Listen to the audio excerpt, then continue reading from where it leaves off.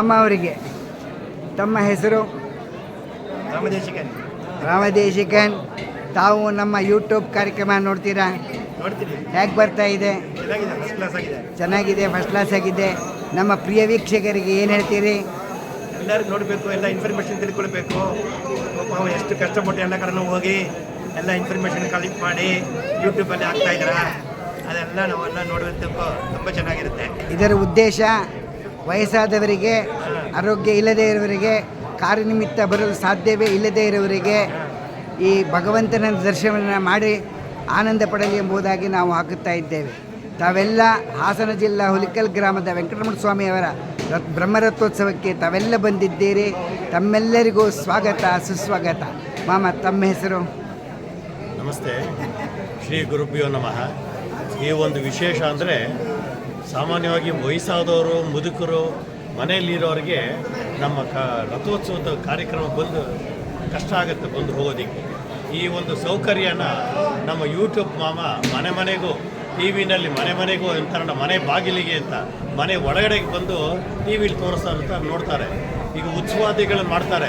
ಯಾಕೆ ಅಂದರೆ ವಯಸ್ಸಾದವರು ದೇವಸ್ಥಾನಕ್ಕೆ ಬರೋಣ ಅಂತ ಪ್ರಾಕಾರದಲ್ಲಿ ಉತ್ಸವ ಬರುತ್ತೆ, ಊರಲ್ಲಿ ಉತ್ಸವ ಬರುತ್ತೆ.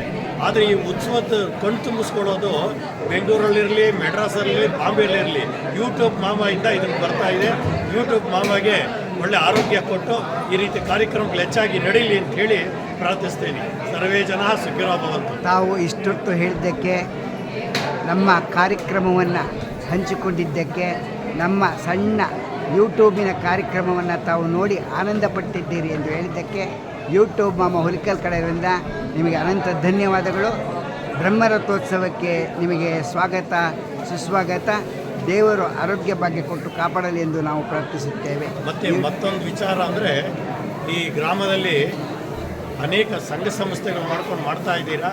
ಎಲ್ಲ ಒಗ್ಗಟ್ಟಾಗಿ ನಡೆಸಿ ಇದೇ ರೀತಿ ಯಶಸ್ವಿ ಆಗಲಿ, ಒಂದು ಮಾದರಿ ಗ್ರಾಮ ಆಗಲಿ ಅಂಥೇಳಿ ಈ ಒಂದು ಎಲ್ಲ ಮುಖಂಡರನ್ನ ಮತ್ತು ಎಲ್ಲ ಪೃಥ್ವಿಕರನ್ನ ಮತ್ತು ಆಗಮಿಕರು, ಮುಂದುವರ್ಗದವರು, ಅರ್ಚಕತನ ಮತ್ತು ನಮ್ಮ ಎಲ್ಲ ಸಮಸ್ತ ನಮ್ಮ ಗ್ರಾಮದಲ್ಲಿ ಏನೇನು ಅಧಿಕಾರಿಗಳಾಗಲಿ ಅಥವಾ ಸೇವಕರಾಗಲಿ ಎಲ್ಲರೂ ಇದಕ್ಕೆ ಯಶಸ್ವಿಯಾಗಿ ನಡೆಸಲಿ ಅಂಥೇಳಿ ಪ್ರಾರ್ಥಿಸ್ತೇನೆ.